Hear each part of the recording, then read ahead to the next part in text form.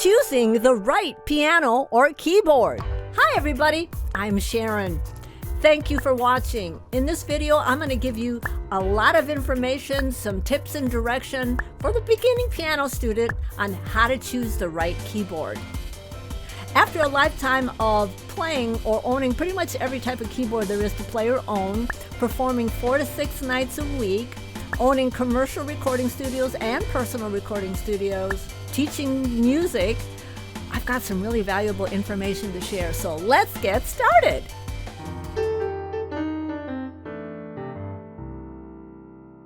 The main question to ask yourself when choosing a keyboard is, what's your goal for learning to play the piano? Are you learning for the fun of it?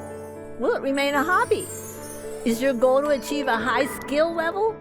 Is your goal something else? I will be answering these questions and more to help you determine the right choice for you.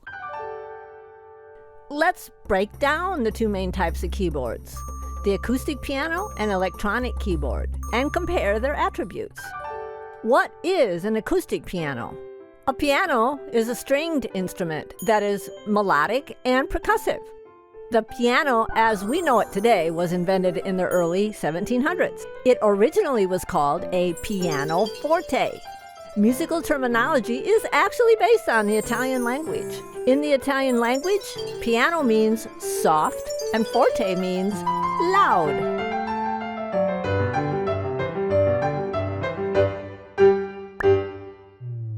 How does it work? The mechanical assembly translates the depression of the keys into rapid motion of a hammer, which strikes the string and creates the sound, loud or soft, and anywhere in between. We call this the action. What are the different types of acoustic pianos? The spinet piano is quite short. The console actually is the most common size. The studio, it's made very sturdy for use in schools. They have locks on them and wheels on them so they can roll. The upright piano is the tallest. The current design came about in the 1880s. And then there's the grand piano. Everybody knows that shape. What are the advantages of an acoustic piano? The tone color is pure and the frequencies ring clear. And they create sound textures that, when certain keys are combined, are just magical. The acoustic piano is actually a really nice piece of furniture and adds an ambiance to your home. There aren't any unsightly black cords surrounding it, as you would have with an electronic keyboard. The acoustic has heavy action, which strengthens the arms and fingers, and is crucial if you are serious about a career in music. The action, in layman's terms, means how hard or easy the keys press down. This variation in feel can aid substantially to your performance.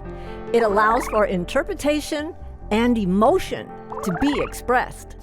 You'll notice that the action varies from piano to piano, from brand to brand. This variation in action is determined by the manufacturer of the instrument. And if they are mass-produced pianos such as New York Steinway, Yamaha, Baldwin, and others, they follow a formula for their action way-offs. No two pianos are alike. If a piano is custom-made for you, as in the Ravenscroft pianos, they will customize the way-off parameter to whatever the artist or client wants, meaning they will make the action the way you like it. Easy or hard, and anywhere in between. Factory-made Steinway pianos, particularly grands that I've played, have all been heavier than the Yamahas, the Baldwins, or the Kawais, or most other brands actually. Women may enjoy a lighter action due to their hands and their arms not being quite as strong as a man. Oh, by the way, you are listening to the digital version of the Ravenscroft.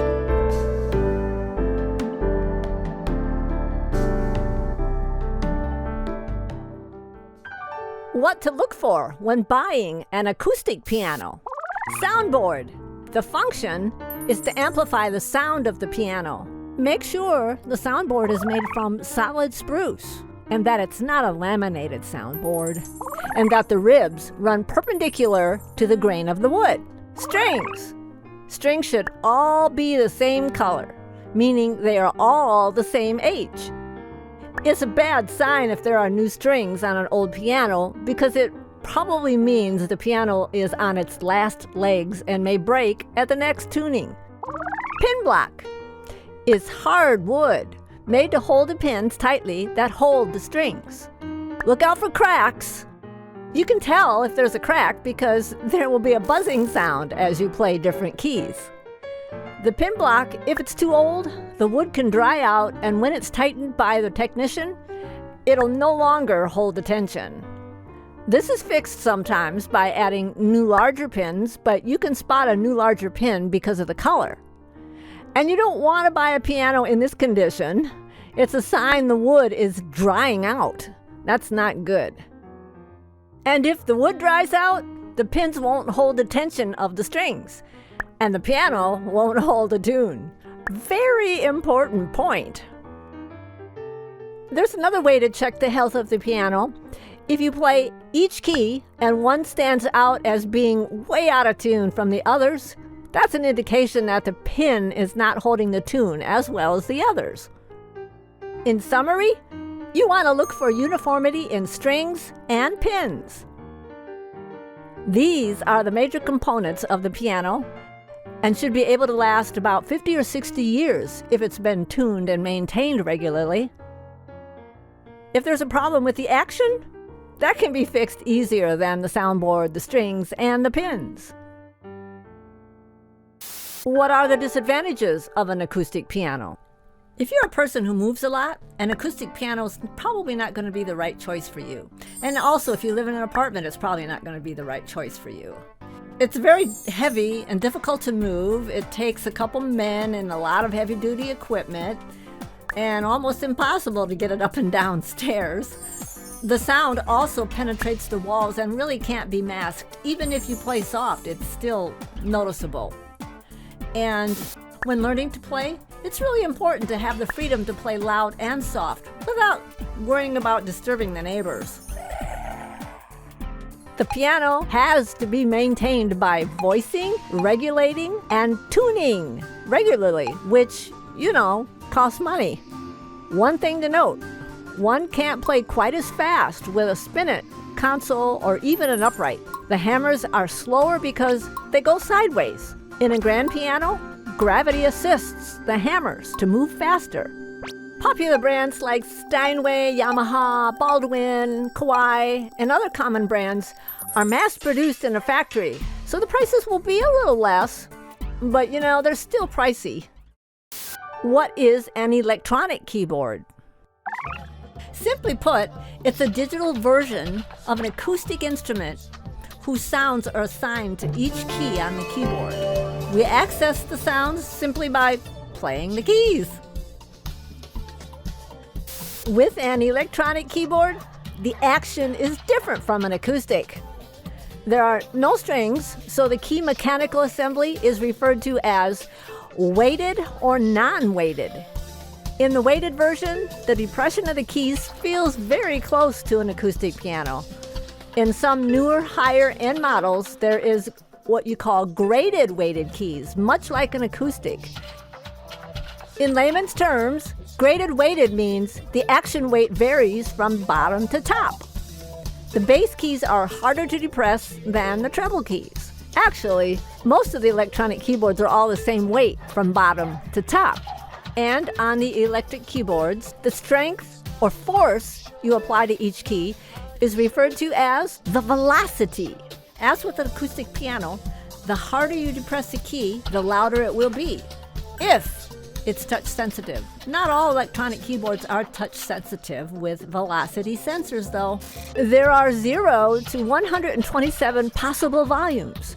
0 is no sound, and 127 is the maximum. With non-weighted electronic keyboards, the keys are very easy to depress and requires very little strength, and is a favorite of those who want to play just for fun. A full-size acoustic piano has 88 keys.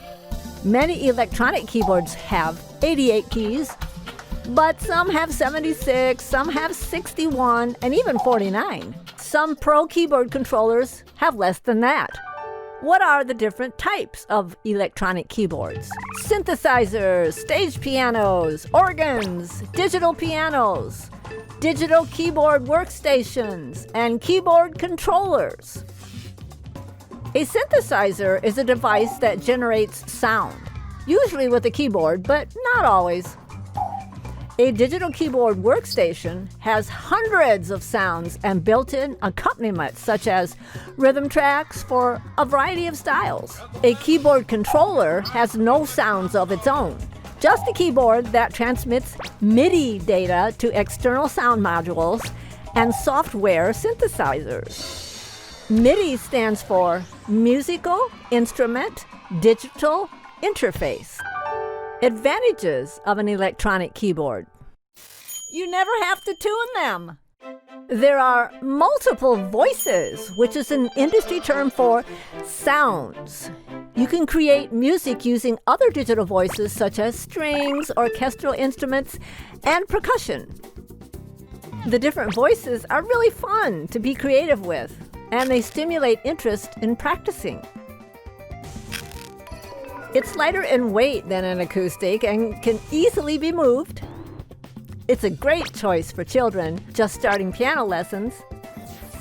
It costs less to buy, and you aren't out a bundle if your child doesn't follow through with piano lessons. Less space is required for storage, too. It fits nicely in a child's bedroom or a corner somewhere else. Some digital pianos have wood casing and are quite attractive and can actually be featured in a room. Many digital pianos have their own speakers with volume control, or you can wear headphones for privacy and not worry about bothering anyone in your household or your neighbors. Disadvantages of an electronic keyboard. Non-weighted keys are very common in electronic keyboards, such as organs and synthesizers, and they're not a good choice for the person who wants to advance to a high skill level. Strength and control is needed to attain this level, which is accomplished by having heavier action. Generally, they are not as attractive in a well-appointed room either, especially because some are made with plastic and metal casing and have black electrical cords on the floor. The more expensive, higher quality keyboards don't have their own speakers, so you gotta buy a keyboard amplifier or a separate mixer and speakers, which all require black cords and knowledge of the components and how they work. For me, I actually prefer a mixer and 2 speakers so I can hear the stereo effect. What are your goals? Are you learning just for the fun of it, as in a hobby? Are you planning to make music a career? How much money do you want to spend? Are you putting the instrument in your house or an apartment? Are you buying it for yourself or for a child? Here are my recommendations and things to consider. If you are learning music for the fun of it, it really doesn't matter which kind of keyboard you buy. It all depends on your budget, your space, and your musical taste. But my number one choice is always going to be an acoustic, even if your goal is just to learn for fun. A grand piano is always my first choice. The bigger, the better.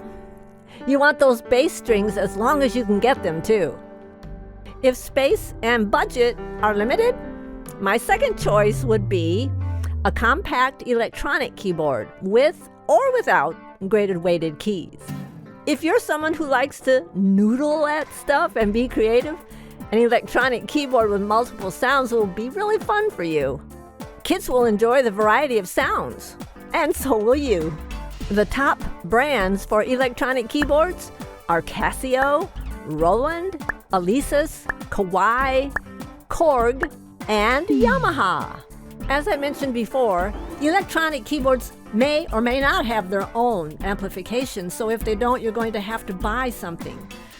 I prefer a mixer and 2 speakers, actually, so I can separate the speakers and hear the stereo effect.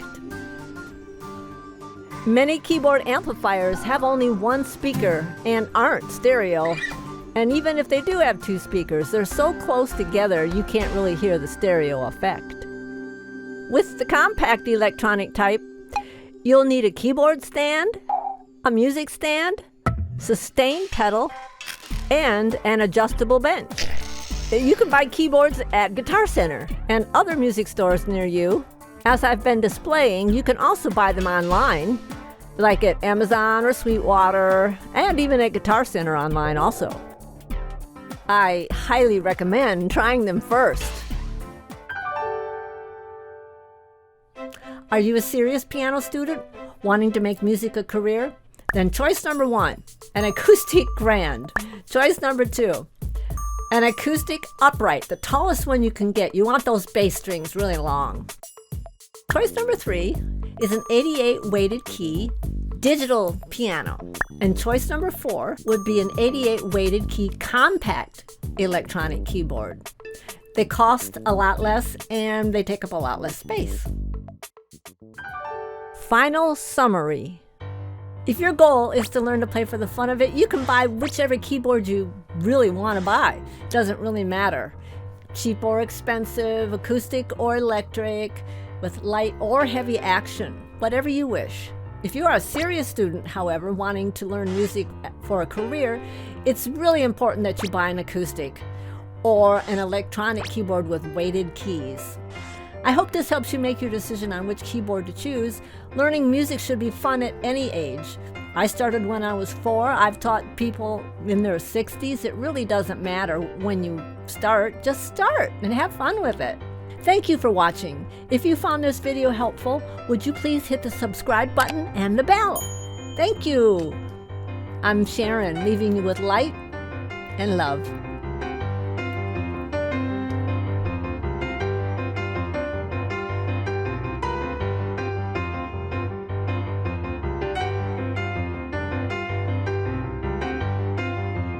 The song is called Hot Pepper Boogie. I had fun writing this one.